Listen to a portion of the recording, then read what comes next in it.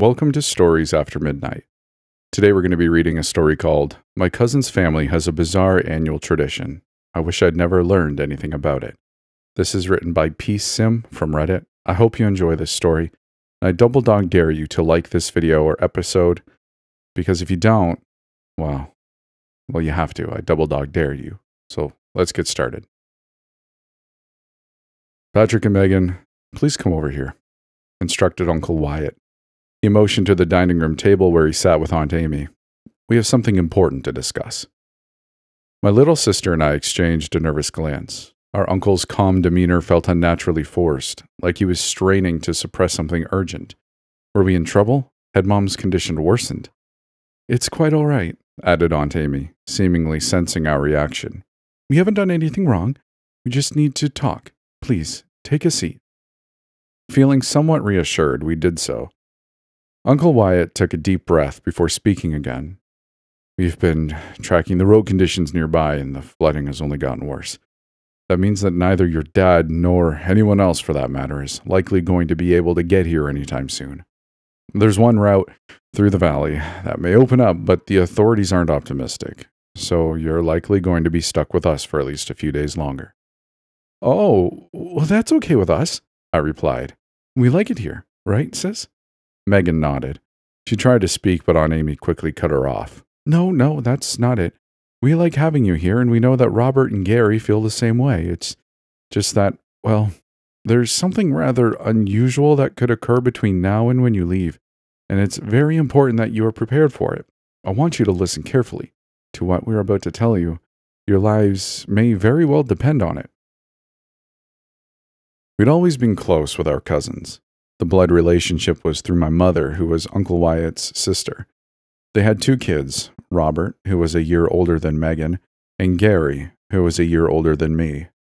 They lived about 3 hours from us. Their home was massive, much larger than ours and lavishly decorated. Reaching it required traversing many miles of windy roads, up and down numerous heavily forested Appalachian hills. We often visited each other, with my family housing theirs in the spring and their family housing ours around the holidays. Though this year, they'd abruptly canceled the planned Christmas gathering, citing Robert falling ill. When my mom, Megan, and I visited a holiday market at a town near where our cousins lived, we asked if any of them wanted to join us. Uncle Wyatt and Gary did so, and we spent a nice afternoon with them perusing crafts displays and munching on snacks from food stands. We were about to head home, eager to get ahead of a looming winter storm, when Mom fell seriously ill. We weren't sure what it was, but we quickly realized that she was in no shape to drive, and there wasn't a good hospital anywhere nearby. I never got the full details about what happened to her. I know that it started out as food poisoning, but became something worse that lingered for some time. I remember Uncle Wyatt and Aunt Amy helping Mom into their house and setting her up in the guest bedroom. A doctor, or at least someone I assumed to be one, braved the downpour to take a look at her, and recommended several days of bed rest as her body fought off whatever affliction she faced. Meanwhile, our dad, who was across the country on a business obligation, scrambled to reach us as soon as he could. Thus, for 2 days, Megan and I had been stranded with our cousins. As worried as we were about Mom, we nonetheless enjoyed spending our days hanging out with Robert and Gary, the former of whom, strangely enough, did not seem sick at all. Naturally, we often paired off, with Megan and Robert playing dolls or stuffed animals, and Gary and I watching the kinds of violent movies my parents wouldn't allow around our house on their large basement television. The situation was a bit strange, but Megan and I were making the most of it, and honestly, we were having a pretty good time. That is until Uncle Wyatt and Aunt Amy told us something we would never forget. Our lives? I gasped. What are you talking about? Aunt Amy reached out to me and Megan and gently took both of our hands. She squeezed lightly and spoke in a soft, firm voice. What we're about to tell you is going to sound, well, far-fetched. But please trust me that it's real, and also that if you listen to what we tell you, everything's going to be okay. Robert and Gary have been through it many times, and as you can see, they're just fine. There's a man who visits us, said Uncle Wyatt. Well, he's Not quite a man or a he, even, but that's how we refer to him. He comes once every year. We don't know when, but it's always when all of us are home together. There are rules about it, like we can't all take an extended overseas vacation to try to avoid him. He'll punish us if we do that. We just have to live our lives here, and at some point, he shows up. As Megan's face took on a concerned expression, a sense of panic ran through me. Had the cousins we'd grown up around all lost their minds?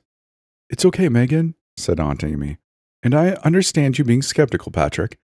Once again, she read me perfectly. "But please, just hear us out." Uncle Wyatt continued. "I can't. Won't get into the details. I don't fully understand it myself. It's just that, well, it's December, and he hasn't arrived yet, so he's due any day now. When he gets here, he'll knock 5 times, and that's how we know it's him. Then we have to let him inside, and "You have to ignore him," interjected Aunt Amy. "Just ignore him, and eventually he'll go away, and then he won't bother us again. Until next year." "Sometimes he stays for only 10 minutes, said Uncle Wyatt. "Other times, close to an hour. He doesn't care about infants or the seriously ill.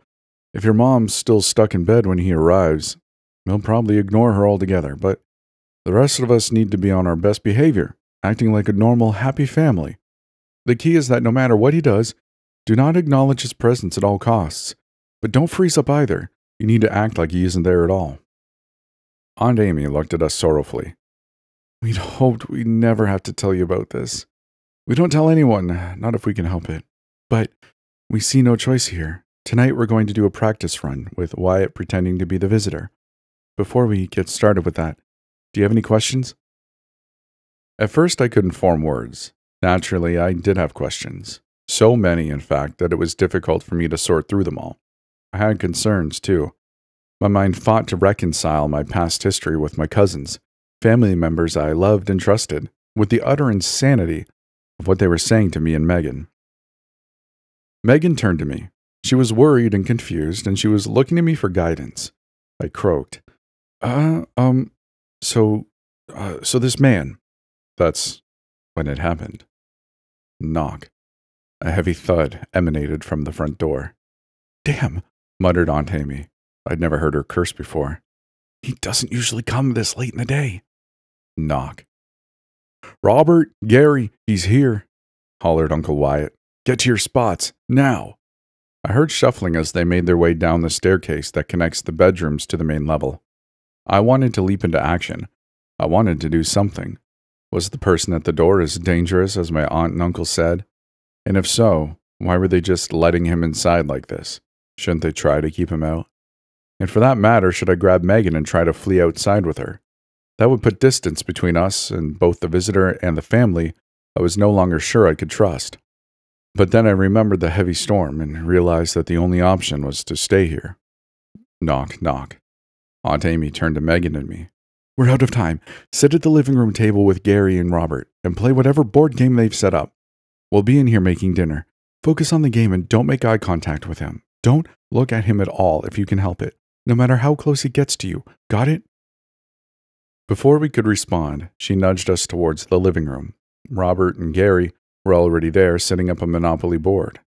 Too much was happening too quickly.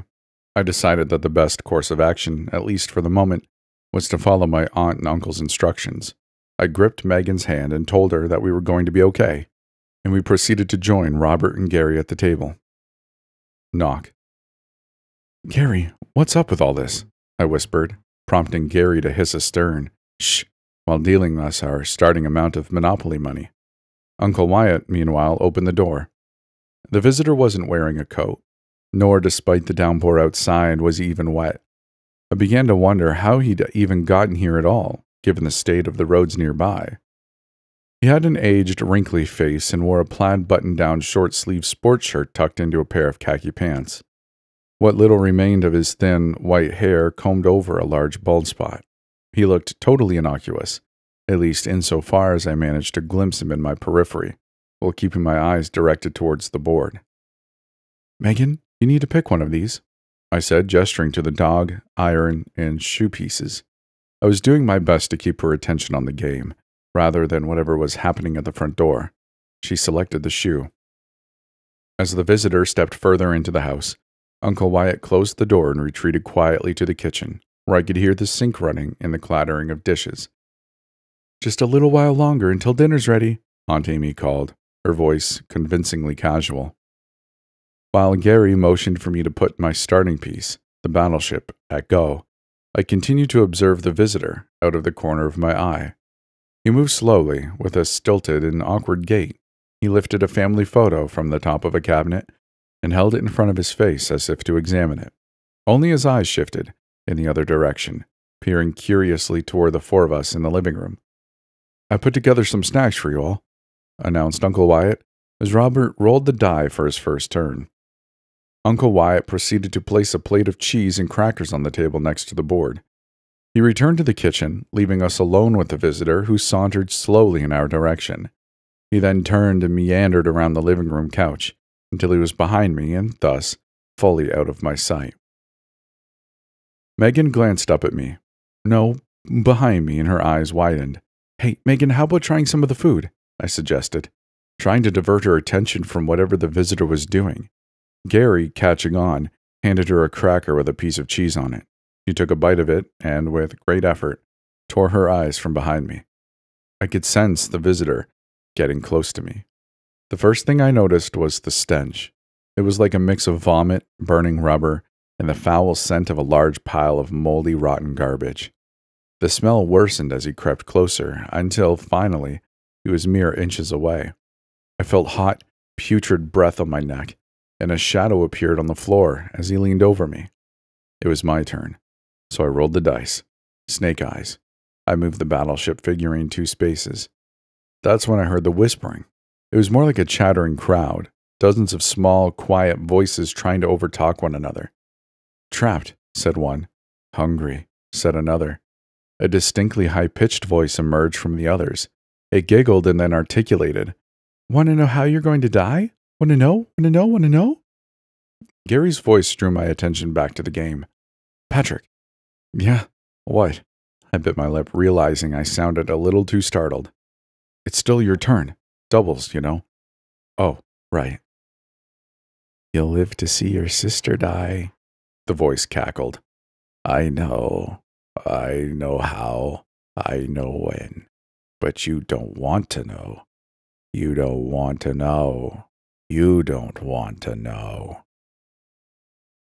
Damn, I thought. I wanted to bash this thing's face in. I wanted to scream at it. I wanted to take Megan out of here. But I realized by this point that my aunt and uncle's warnings were worth heeding. So instead I rolled the die again, 2 4s. I moved the battleship 8 spaces and limply announced that I was purchasing a railroad. "Wyatt, Wyatt, Wyatt, Wyatt will be quiet." I rolled a 3rd time, 2 3s. "Speeding," piped up Robert, "directly to jail." "From a great height he'll fall," whispered the visitor. "Years from now he'll hear the call." He laughed. As I moved the battleship to the jail space, something dropped from where the man's head hovered over mine. It landed on the table with a wet plop. It took me a moment to realize what it was. It was a tongue, one that somehow stretched several feet. My jaw dropped as I realized that it wasn't just a single tongue. No, it was dozens of smaller, human-sized tongues sewn together into one giant appendage. With a loud flump, another massive tongue hit the table, followed by a third. All 3 then crawled towards the cheese tray, leaving behind a disgusting trail of saliva as they did. Each wrapped around a portion of the food, only to then be retracted back into the visitor's mouth. Somehow, Robert and Gary remained entirely unperturbed by this grotesquerie. Megan, on the other hand, appeared on the brink of breaking down. "It's your turn, Megan," said Gary. Megan was clearly panicked. I can't say I blamed her. A bead of sweat dripped down her face and her body shook all over. Tears formed in her eyes, and I could tell she was applying all of her strength to hold back a scream. "Hey, Megan, it's your turn," I said. "How about I roll for you, okay?" The visitor took notice of Megan's disintegrating mental state. He withdrew from me and hobbled over to her. The die produced a 4 and a 3. "7 it is, then. Why don't you move your piece, Megan?" I smiled, I made an effort to sound as calm as possible, yet Megan remained frozen. The visitor was immediately behind her now. I noticed bulges forming and then deflating in the skin on his head, first in his left cheek, then his forehead, then his right cheek. Megan's face formed a disgusted expression as she experienced the full impact of his repugnant smell. "Patrick," she murmured, I can't." The visitor emitted a muffled noise that sounded like a wild animal screeching through a tight muzzle. That's when his body started changing. "You're gonna be fine, Megan. Just play out your turn," I begged. Meanwhile, the man's nose started to droop out of place. His eyeballs were next, followed by each remaining feature of his face. All of it drifted out of its place and down lower, until it tumbled down his shirt or fell onto the floor. Holes formed in the skin that remained, and out of those holes dripped several streams of blood that landed on Megan's pile of money of the one property she'd accumulated. 1, 2, 3, 4, 5, 6, 7. I counted as I moved her piece, desperate to get her attention. I gulped as, behind Megan, what remained of the visitor's face folded in on itself and collapsed, as if hollow at its core. Flaps of skin descended beneath his shirt, leaving only an empty void in their place. "Community chest," I related. "How about drawing a card, huh?" I held out the yellow deck for her. I maintained a supportive smile, even as a series of horrors emerged from where the visitor's head had once been. A long spherical shape emerged from his neck, followed by another, then a third. Each vaguely resembled the head of a snake, but with dozens of human-shaped eyes of various colors, brown, hazel, blue, surrounding its mouth. The heads hovered around my sister, with one above her and one on either side. Simultaneously, each opened its mouth, revealing 3 circular layers of razor-sharp teeth inside. Their mouths kept opening further and further. I gasped as their size expanded to that large enough to swallow an orange, then a grapefruit, and then even a... I lifted the top card for her. "Hey sis, it says here that you got second place in a beauty contest. But that's not right, is it?" I forced a laugh. "I'll bet it originally said that you won first place, but it became second place because I picked up the card and the game knew I'd never win a contest like that." I knew my comment didn't make a lot of sense, but I made myself laugh again anyway. She smiled and then, even as tears streamed down her eyes, chuckled. "Yeah, that's what happened. I'll collect that $10 prize," offered Gary, who handed her the bill. She calmly took hold of it and added it to her hand. Thankfully, the creatures, whatever existed within the visitor, took notice and slowly pulled away from Megan. Thank God, I thought. That's when Aunt Amy arrived with the food. The sight of this thing with its mouths seemingly poised to tear apart my little sister caught her totally off guard. Impulsively, she screamed. In doing so, she lost control of the platter she was holding. The plates on it fell, shattering loudly against the floor, which quickly became covered by bits of food and broken porcelain. "Keep playing," mumbled Gary. Robert nodded and made his roll. When I glanced back at the visitor, his body had reformed, albeit imperfectly. The skin around his face had returned, but his nose was tilted, and one eye dangled out of its socket. He took a step towards Aunt Amy. No, she whimpered. "I'm sorry, I can't keep." The visitor let out the same animalistic cry as before, as it pinned her against the wall. "What do you say?" pleaded Amy. "We go to the basement. Away from my family?" Robert began sobbing, prompting a shh from Gary as he performed his turn. The visitor withdrew and gestured towards the door that led to the basement. "I'll be right back, everyone. Just getting something from downstairs," said Amy, as she opened the door and began the descent. The visitor followed, closing the door behind him. "Dad!" screeched Gary, prompting a pale-faced Uncle Wyatt to enter the room from where he'd been observing in the kitchen. "What do we do?" "We can't do anything," stammered Wyatt. "We just can't." "What the hell is wrong with you?" I yelled as Megan and Robert's sobbing became audible. "Aunt Amy is down there with that monster. We have to do something. All of us together can fight it. We have to try." "No," shouted Wyatt. "No, that won't work. You need to get back to your game. If it comes up here, and we're arguing like this. I cut him off. So you're going to do nothing to protect your own wife? Patrick, shrieked Wyatt, his face a deep red. You don't know what you're talking about. You will do as I say, or the same thing that's happening to her will happen to us. It's too late for Amy. All we can do is save ourselves. That's total crap, I retorted. That's right, interjected Gary. We need to keep playing like nothing happened. It's the only way. Please, if not for yourself, for us, for your sister. Wyatt waved his finger at me and Megan, as if disciplining us. He snarled, If you two had just never showed up in the first place. Dad, yelled Gary. It's not their fault, like you said. We have to calm down. Several minutes later, the basement door slowly opened. To my relief, Aunt Amy emerged from it and stepped into the kitchen. But where was the visitor? What had happened down there? One hotel in Mediterranean, I said, handing cash to Gary. Really? Gary countered.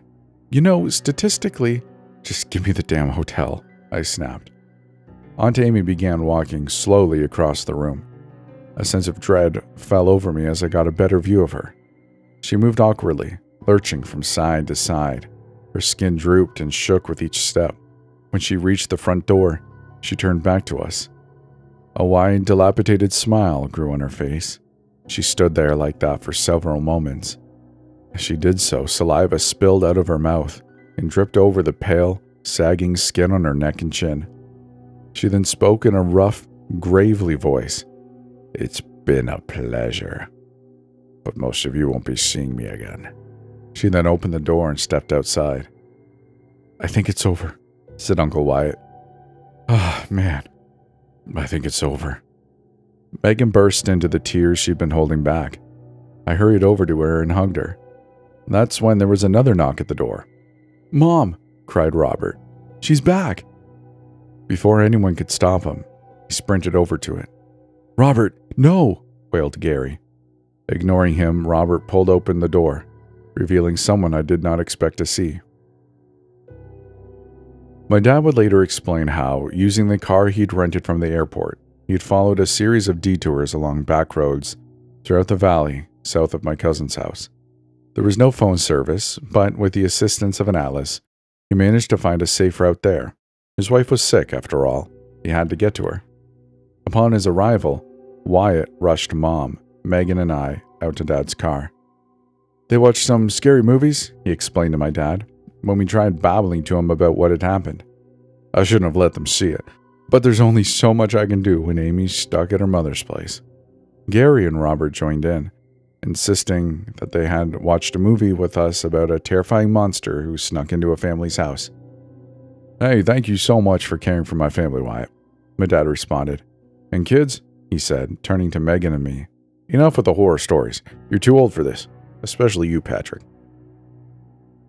Dad brought Mom to a hospital that gave her the treatment she needed.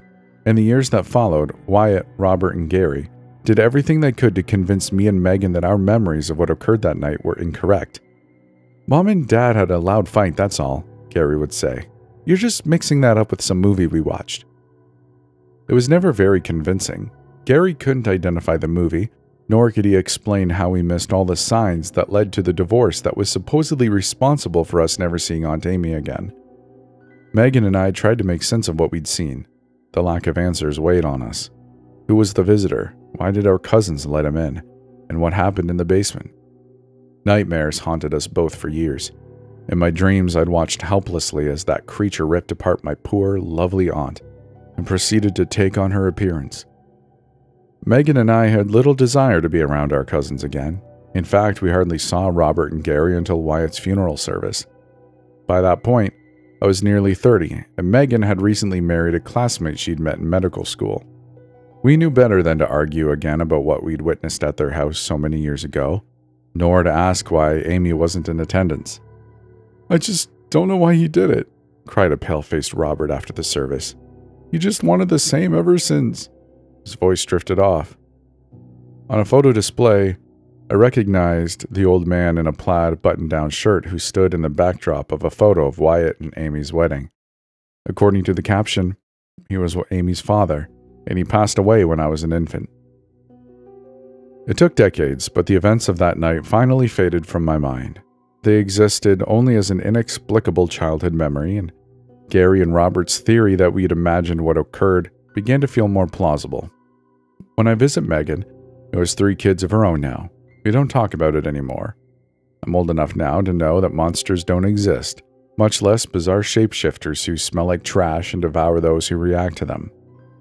All that changed when my phone rang this evening. Megan spoke in a rushed, panicked tone. "She's back." "What? Who's back?" "It's Aunt Amy, Patrick. She hasn't aged a day when we last saw her, and she just knocked 5 times at the front door." And that's the end of the story. I really hope you enjoyed it. If you did, like the video if you're on YouTube, or like this episode wherever else you are. If you want to support this channel, then go onto Patreon and become a patron with the other ones there. But I just appreciate you listening. I hope you enjoyed it. And let's all rise up against the algorithm, whichever algorithm that may be, YouTube, Spotify, whatever. Let's just, let's like this video. How corny is that? But no, I just appreciate you being here. Hope you enjoyed it. And, well, I guess I'll end this by saying, I hope I see you in the next one. Take care now. Bye-bye then.